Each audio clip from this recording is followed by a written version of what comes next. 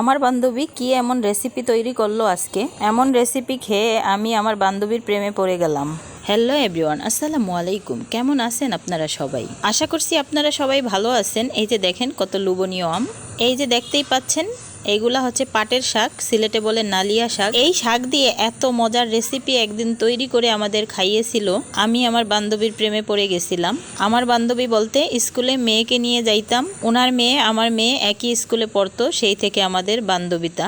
এই পাটের শাক দিয়ে আর হচ্ছে এই মাছ ভাজা দিয়ে এমন অসাধারণ একটা রেসিপি তৈরি করবে।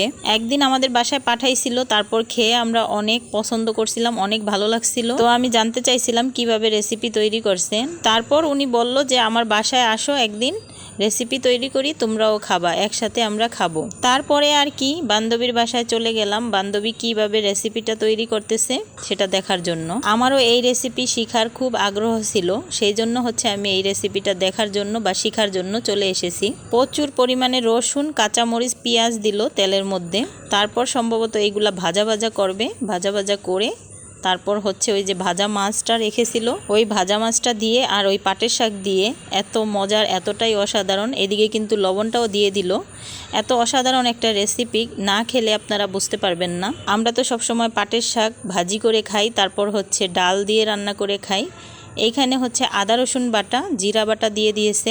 চিন্তা করা যায় পাটের শাকের ভিতরে আদা রসুন বাটা, জিরা বাটা দেওয়া হয়েছে। আমি আগে কখনো এরকম রেসিপি খাই নাই, একবার খেয়ে আমি এই রেসিপির ফ্রেন্ড হয়ে গেছি। এই তো এই পর্যায়ে মাছের কাঁটা ছাড়িয়ে রাখছিল, ভাজা মাছগুলো সব দিয়ে দিল। এরপর এটাকে অনেকক্ষণ ভাজা ভাজা করবে, তারপরে হচ্ছে শাকগুলো দিবে। আর এই রেসিপিটা যদি কেউ ট্রাই করে না থাকেন, একবার ট্রাই করে দেখবেন, এতটাই মজাদার। এই যে শাকগুলো দিয়ে দিল, দেখেন শাকগুলো দিয়ে, শাকগুলো কিন্তু কুচি কুচি করে কেটে নিয়েছিল। আসলে আমার বান্ধবীর অনেক ধৈর্য আছে, আমাদের এতটাও ধৈর্য নাই। সবগুলো শাক দিয়ে এই পর্যায়ে শুধু নাড়তে হবে, ভালোভাবে নাড়াচাড়া করতে হবে। একটু পিচ্ছিল পিচ্ছিল হয়ে যাবে, এটা নাড়তে নাড়তে ঠিক হয়ে যাবে। ভালোভাবে নাড়াচাড়া করতে হবে, বেশি সময়, যত বেশি নাড়াচাড়া করবেন তত ঝরঝরে আর খুব সুন্দর হবে। একটু ঘুরেও দিছিল, ঢাকনা দিয়ে ঢেকে দিছিল, তারপর হচ্ছে শাকটা সিদ্ধ হওয়ার জন্য। আমি কখনোই পাটের শাক দিয়ে এইভাবে রেসিপি দেখি নাই, এই প্রথম দেখলাম। আমার কাছে তো ভীষণ ভালো লাগছিল। তো হচ্ছে আমার বান্ধবীর অনেক গুণ আছে, সবাই আমার বান্ধবীর জন্য দোয়া করবেন।